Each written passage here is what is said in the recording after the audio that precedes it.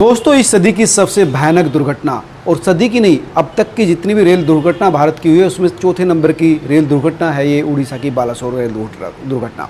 हालांकि इस दुर्घटना को रोका जा सकता था अगर हम तकनीकी रूप से प्रूव होते, अपनी तैयारी प्रॉपर होती। लेकिन अभी भी कई चीज़ें उलझी हुई है। कई लोग हैं जो ये समझने की कोशिश कर रहे हैं कि आखिर ये रेल दुर्घटना हुई क्यों, 3 ट्रेनें एक साथ कैसे कोलैप्स हो गई, कैसे टकरा गई।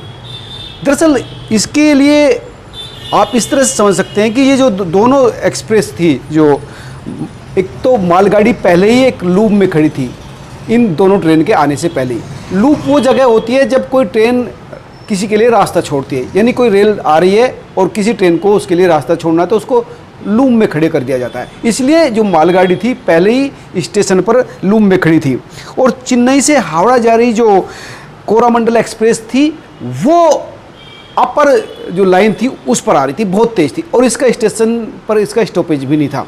तो ये जो सबसे पहले ये जो कोरामंडल एक्सप्रेस है उसके डिब्बे पटरी से उतर गए। आप समझिए, मालगाड़ी खड़ी है लेकिन कोरामंडल एक्सप्रेस के जो डिब्बे थे वो पटरी से उतरे कि 21 जो डिब्बे थे वो पटरी से उतर गए, और साथ ही जो इसका इंजन था वो मालगाड़ी के ऊपर चढ़ गया।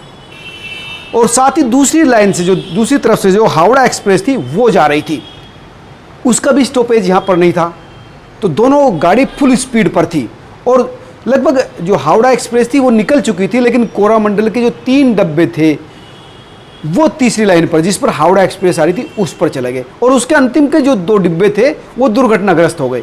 यानी उधर दूसरी तरफ जो मालगाड़ी के ऊपर ये रेलगाड़ी कोरामंडल एक्सप्रेस चढ़ी गई, और जो दूसरी लाइन पर जो हावड़ा एक्सप्रेस जा रही थी उसको भी इसने टक्कर मार दी, तो उसके भी 2 डिब्बे चपेट में आ गए। तो इस कोरामंडल एक्सप्रेस वे के डिरेल होने से, पटरियों से उतर जाने की वजह से ये सारा तीनों जो रेल हैं वो चपेट में आई, और इसमें जो इतनी भयानक दुर्घटना हुई कि आप समझ सकते हैं कि मालगाड़ी के ऊपर ही कोरामंडल एक्सप्रेस का इंजन चढ़ जाए तो आप समझिए कितनी भयानक त्रासदी हुई थी।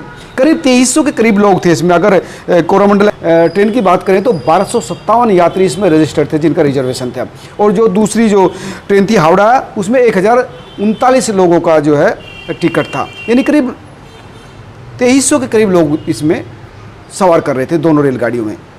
लेकिन उनमें 900 के करीब तो घायल हैं और 280 से ज़्यादा लोग मारे गए हैं। या आप समझ सकते हैं कि आधे से भी ज़्यादा लोग इस दुर्घटना की चपेट में आई। इतनी भयानक ये दुर्घटना थी, और तुरंत बचाव कार्य भी शुरू किया गया। प्रधानमंत्री गए, मुख्य सचिव से बात करी, हेल्थ मिनिस्टर से बात करी, 2 राज्यों के मुख्यमंत्री वहाँ पर आए, बचाव कार्य कर रहे हैं। लेकिन सबसे बड़ा सवाल ये है कि हम तमाम जो बड़ी रेलगाड़ियों पर काम कर रहे हैं, तकनीकी रूप से उन्नत गाड़ियों पर बात कर रहे हैं, वंदे भारत पर जो है वो हर राज्य तक पहुंचाने की बात कर रहे हैं, लेकिन जो पुरानी गाड़ी है, हालांकि विपक्ष भी आरोप लगा रहा है कि उन गाड़ियों का या आम आदमी से जुड़ी हुई गाड़ियों के ऊपर मेंटेनेंस के ऊपर काम नहीं किया जा रहा।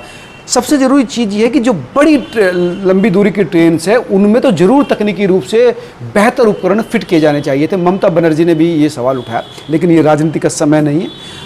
रेल मंत्री वहाँ पर थे, मुख्यमंत्री वहाँ पर गए, प्रधानमंत्री खुद गए। तो हम ये चाहते हैं कि आज के बाद इस तरह का सीन ये देश ना देखे तकनीकी रूप से। और सिग्नल फेल होने की जो बात हो रही है, और मैनुअल जो चीज़ है वो भी बहुत प्रोफेशनली हैंडल की जानी चाहिए थी।